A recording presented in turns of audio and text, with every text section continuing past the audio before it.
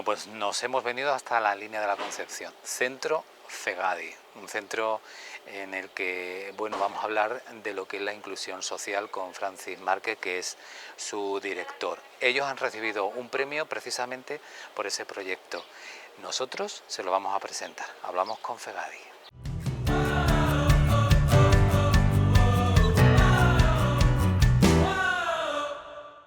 Bueno, Francisco José Márquez, director de FEGADI, premio además recibido por lo que es ese trabajo por la inclusión social, por ese programa, Andalucía más social. ¿Qué significa esto para FEGADI? Pues mira, yo especialmente lo que creo que significa es un reconocimiento y una motivación especial para seguir trabajando. Trabajar en lo social no es fácil. A veces incluso yo diría que trabajar en lo social es duro, hay muchas dificultades y sobre todo, especialmente hay mucha sensibilidad en cuanto a que actuamos y trabajamos con personas. Entonces es verdad que hay muchas iniciativas que ponemos en marcha con la mejor intención, pero incluso nos preguntamos si lo estamos haciendo bien, si están teniendo la incidencia adecuada, y que la consejería nos premie, que haya tenido en cuenta esta iniciativa de Más Capacitados para premiarnos, también da un poco de luz en el sentido de que las personas entienden que lo que hacemos lo estamos haciendo bien y está siendo reconocido en el exterior. Y eso lógicamente también motiva y nos da visibilidad, aspecto importante también a tener en cuenta. Yo creo que es muy importante en lo social tener visibilidad. Hablamos de lo que es la invisibilidad, porque hoy en día, especialmente, solo existe lo que se conoce. Las redes sociales, lo que aparece en los vídeos cortos, en el TikTok, pero parece que solo existe aquello que se ve. Y si no vemos las cosas, pues como si no existieran, aunque estén ahí. Entonces lo social, a veces hasta las redes sociales, por incómodas, por duras, por dramáticas, pues caen en el olvido, no sé si consciente o inconsciente, ¿vale? Pero caen ahí en esa parte de invisibilidad. El hecho de que se reconozca a nivel andaluz una actuación que, bueno, pues al fin y al cabo lo que persigue es promover los derechos de las personas con discapacidad, nos saca de la invisibilidad. Y en la medida de que somos más visibles, es más fácil conseguir nuestros objetivos también. La inclusión social, algo que realmente debemos de tener todos en mente, ¿no? Sobre todo los políticos.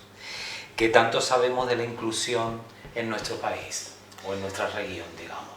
A ver, hay que reconocer, mira, creo que es importante, muchas veces nos dicen que es importantísimo de todo, en lo personal, en lo profesional, en lo asociativo, tener en cuenta nuestras raíces, saber de dónde venimos, es importante, eso nos permite también tener una fotografía actual, real, de qué somos, ¿no? Y es verdad que la inclusión social ha ido cambiando de nombre, vamos a utilizar esta palabra, se ha avanzado muchísimo, y eso hay que reconocerlo. En todos los colectivos y en las personas con discapacidad física y orgánica también. Pero no por esto hay que ser autocomplaciente, queda mucho camino por recorrer. Si a nivel nacional miramos a comunidades, por ejemplo, como el País Vasco, pues vamos a utilizar una palabra, nos llega la envidia sana, ¿no? de dónde están. Y si hablamos de la Comunidad Económica Europea, también. Ahora estamos desarrollando, parte de este premio es porque estamos colaborando en el desarrollo de un proyecto que es el rumbo hacia es una palabra difícil, pero merece la pena intentarlo, desinstitucionalización de las personas con discapacidad física y orgánica. El objetivo tiene que ser que la persona con discapacidad, en situación de dependencia, los grandes dependientes, no acaben en una residencia, sino que con los apoyos necesarios puedan continuar en sus viviendas, puedan hacer una vida autónoma, sin necesidad de estar en una institución, sigan con su familia, cerca de sus amigos, en su barrio, comprando en las tiendas que ha comprado siempre. Eso es la calidad que se pretende para el colectivo, no que el final sea una institución social. Y en ese sentido, estamos desarrollando un proyecto que se llama Rumbo, que va muy enfocado a la figura del asistente personal.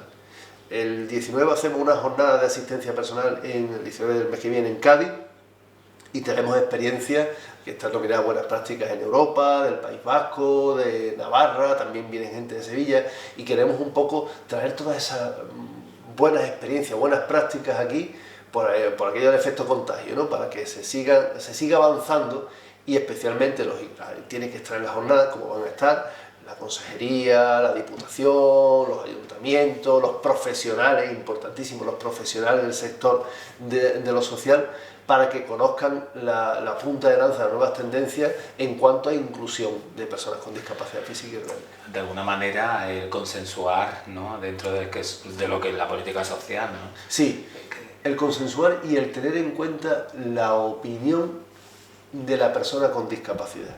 Conocerla, sí. Claro, a veces tenemos el hábito o de decir, bueno, pues sé lo que hace falta, voy a hacer esto para estas personas, y a veces nos olvidamos de preguntarle qué necesitan en realidad. Y a lo mejor si le preguntamos qué necesitan, pues nos llevamos una sorpresa con la respuesta. Y la idea del modelo de desinstitucionalización es tener en cuenta también la opinión, la voluntad, la necesidad de la persona dependiente. Son esos desafíos, ¿no?, más relevantes. Sí, sí. Realmente de necesidad que tienen. Claro. Entonces, a ver, es lo que te decía. Te paras en un momento, echas la vista atrás y te das cuenta de todo lo que hemos avanzado en lo que es el movimiento asociativo y en la atención de los derechos de las personas con discapacidad, pero también te das cuenta aún lo que queda por hacer para un modelo de excelencia, digamos. ¿Cómo debe de cambiar la sociedad para adaptarse a esas necesidades? A ver, estamos hablando de un planteamiento de una sociedad especialmente solidaria y especialmente transversal en aquello que tiene que ver con los derechos de las personas. ¿Vale? Ahí hay un principio de que yo creo que hay que huir de los egoísmos, ¿vale? Y sobre todo, especialmente también hay que tener en cuenta aquellos avances que ya no solo están pensados para las personas con discapacidad o se entienden asociados a personas con discapacidad, sino que es un avance para todos. Te pongo un ejemplo. Imagínate una ciudad en la que se eliminan las barreras arquitectónicas. Decimos, o asociamos, las barreras arquitectónicas se eliminan para las personas con discapacidad. Y en realidad se eliminan para todos. Para que la ciudad sea más cómoda. Para que en determinados momentos de nuestra vida que lo necesitemos, podamos ir a los lugares sin vernos imposibilitados para ello. Entonces todo eso, esa perspectiva de calidad en una sociedad que piensa en todo y que no deja a nadie atrás, es un poco el paradigma de lo que persigue el movimiento asociativo. Deberíamos de tener en mente que todos somos discapacitados, no capaces de todo, ¿no? Claro, pero esa es la realidad. Claro, lo que sí que también es importante tener en cuenta es que hay personas que necesitan más apoyos que otras. El modelo de los apoyos es fundamental, lo que te decía.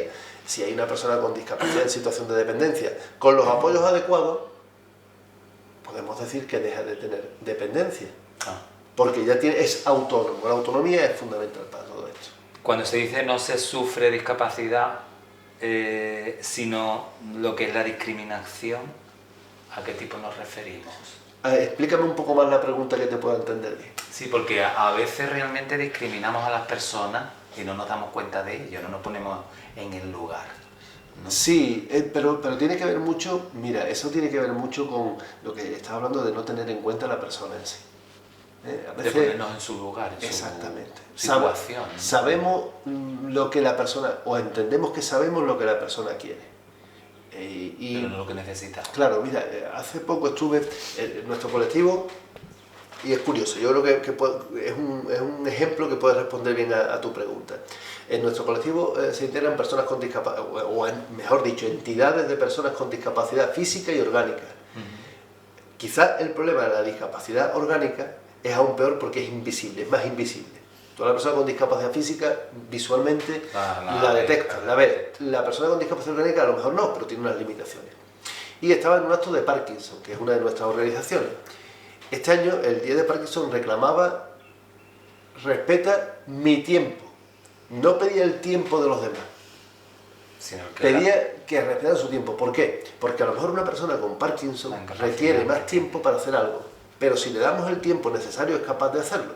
Y la persona lo que quiere es hacerlo, no que le ayuden y que lo hagan por él. Entenderlo, claro. Entonces es importante que de fuera se sepa que si hay una persona con Parkinson hay que darle más tiempo para que haga algo, pero que lo que en realidad quiere es hacerlo. Entonces, cuidado con aquello de yo te llevo, yo te ayudo, yo te doy, No, es importante respetar la voluntad de la persona a la hora de... Pero claro que dispongo con los apoyos necesarios para que pueda hacerlo. Ese sería el planteamiento. No pongamos más barreras, porque claro, la discriminación es una de ellas. Exactamente. Es otra barrera más, ¿no? Exactamente. ¿Qué nos queda por hacer a la sociedad? Yo creo que mucho. Bueno, en todo. Porque digo esto, Francis, porque estamos en el 2023, que parece, 2023, pero aún sigue realmente... Sí. A ver, esto... Esa barrera del conocimiento, ¿no? Claro, mira, es como todo. Las nuevas tecnologías, las redes sociales nos han dado unas herramientas. Vamos, si hay una revolución, fabulosa. La última gran revolución que ha vivido la humanidad es Internet. Claramente. Es Internet, claramente. Eso está lejos de toda duda. Y las herramientas con las que disponemos en Internet, imagínate, ¿no?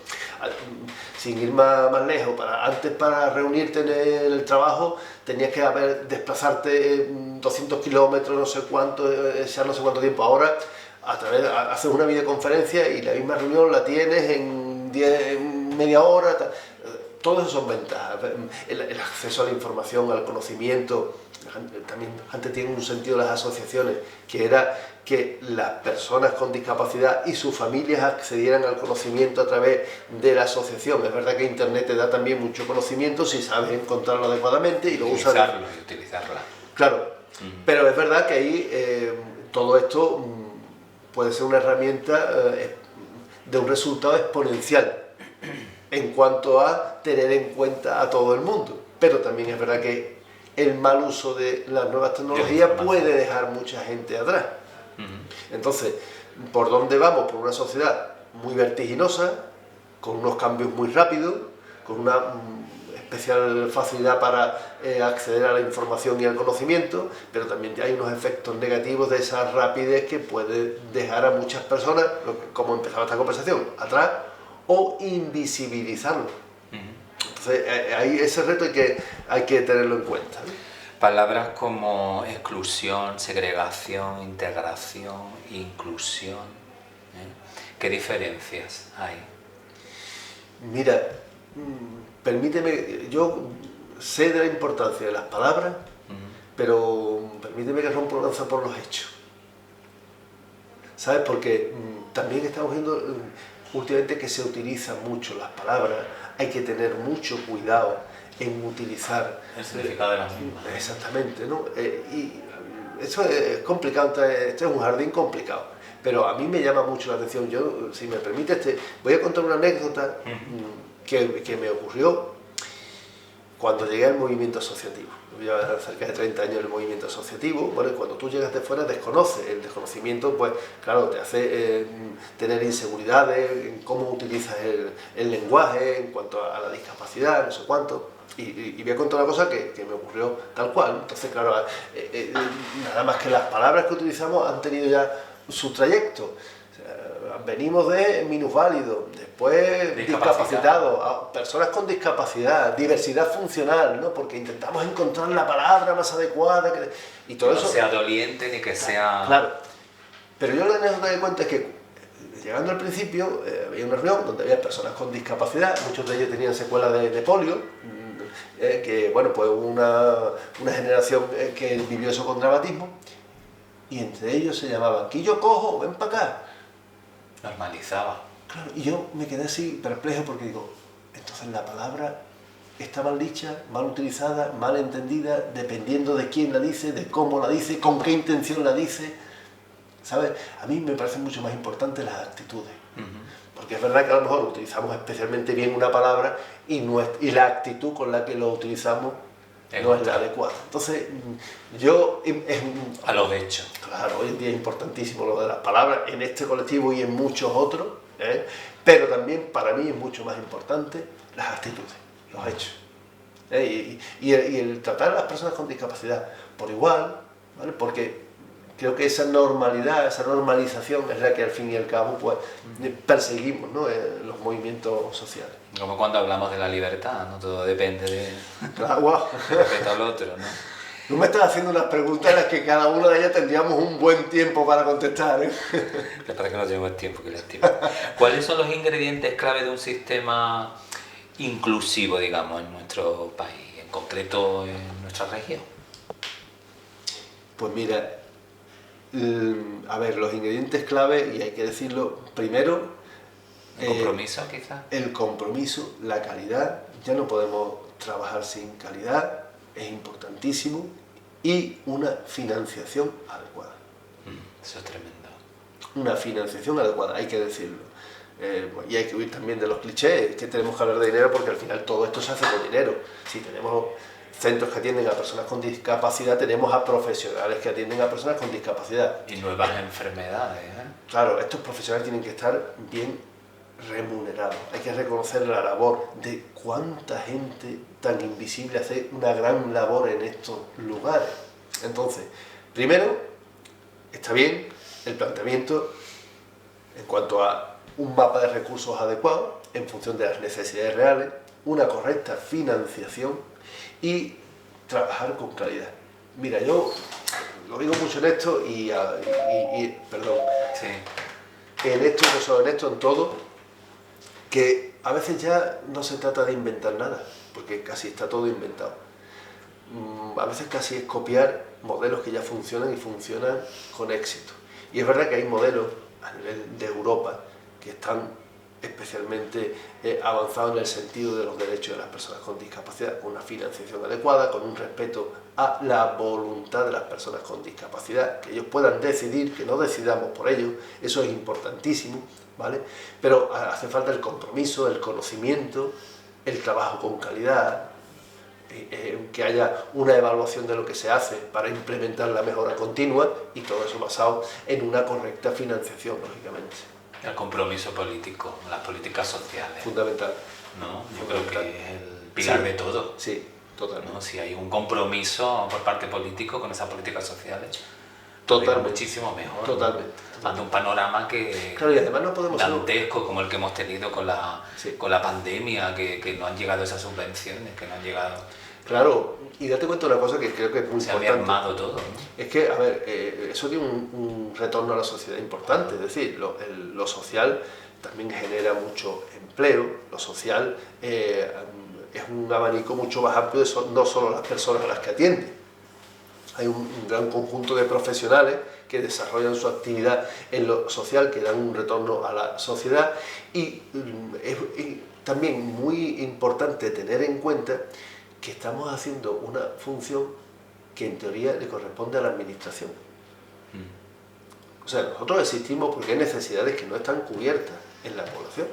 Y es verdad que surgimos como una iniciativa de la sociedad civil que trata de organizarse para dar respuesta a necesidades que no tienen respuesta.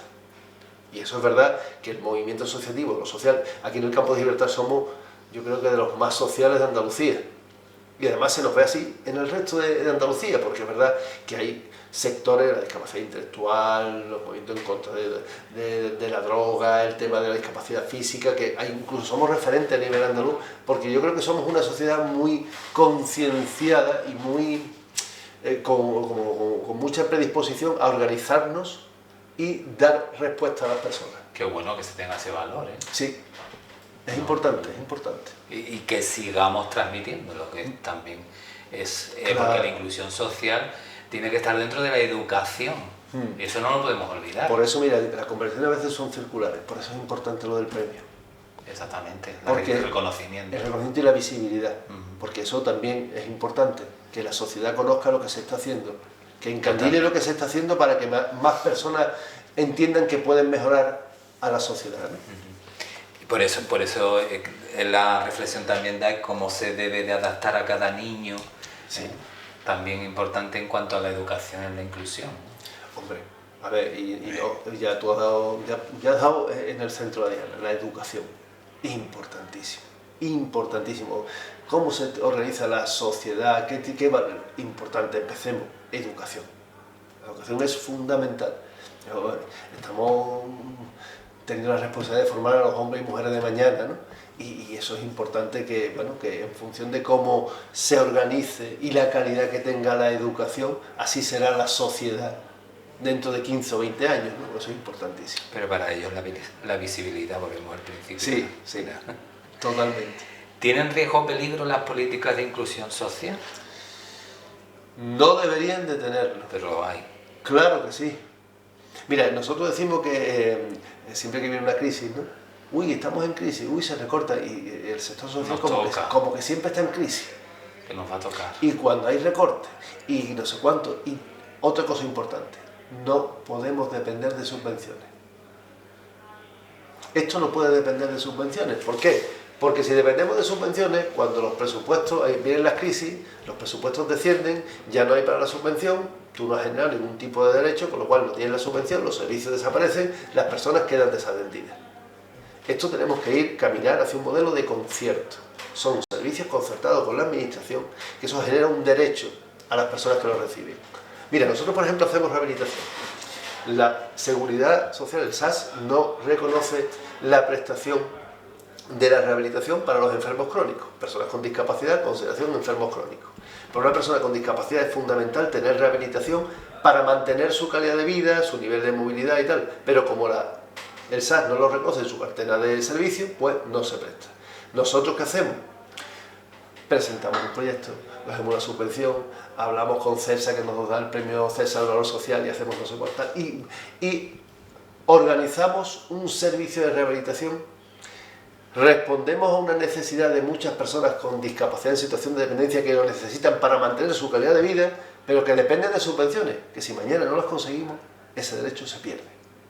Y eso a veces es hasta indignante, porque ese servicio debería estar reconocido, porque para una persona con discapacidad en situación de dependencia, el disponer de rehabilitación es lo que le va a permitir seguir teniendo autonomía para hacer las actividades básicas de la vida diaria o no.